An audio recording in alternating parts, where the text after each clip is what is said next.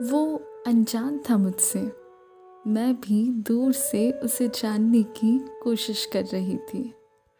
कुछ खास बातें होती नहीं थी हमारे बीच, पर न जाने क्यों मैं कुछ ख्वाब बन रही थी। कुछ बातें ख्वाबों में तो कुछ ख़यालों में हो जाती थी अक्सर।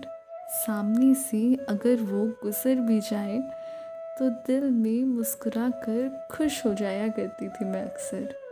दिल की बातें लफ्ज़ों में पिरोने की हिम्मत नहीं थी मुझ में।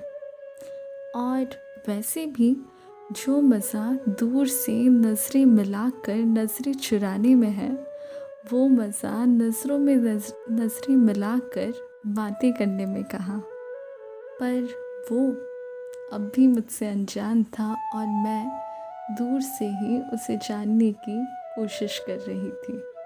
कभी कैफ़े में टकराना तो कभी कॉरिडोर में गलती से मिल जाना, कभी बातों बातों में उसका ज़िक्र होना और हाय वो मुस्कुराना। ये सारी बातें बहुत ही ख़ास थी, पर क्या करें, वो अब भी मुझसे अनजान था और मैं दूर से उसे जानने की कोशिश कर रही थी। उससे थोड़ी और बातें करने का मन तो था, पर टेक्स्ट अगर वो करे तो उसका एहसास कुछ ज़्यादा ही ख़ास था। मैंने इंतज़ार किया, कई दफ़ा उसे इंस्टाग्राम पे स्टॉक किया, पर शायद वो अब भी मुझसे अनजान था और मैं उसे दूर से ही जानने की कोशिश कर रही थी। अब आगे दोस्तों, अब आगे क्या कहूँ। कहानी आगे बढ़ने से पहले ही लॉकडाउन का ऐलान हो गया। कई ख्वाब जो दिल में बुन रही थी वो दिल में ही दफन हो गए। ये लॉकडाउन की एक क्रश स्टोरी है जनाब।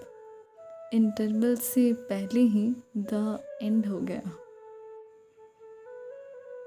पर हाँ, अगर आपको अब भी मेरी अधूरी क्रश स्टोरी को लव स्टोरी बनते देखना है तो शेयर करिए, ताकि वो मुझसे अनजान न रहे और मैं उसे दूर से जानने की कोशिश ना करूं।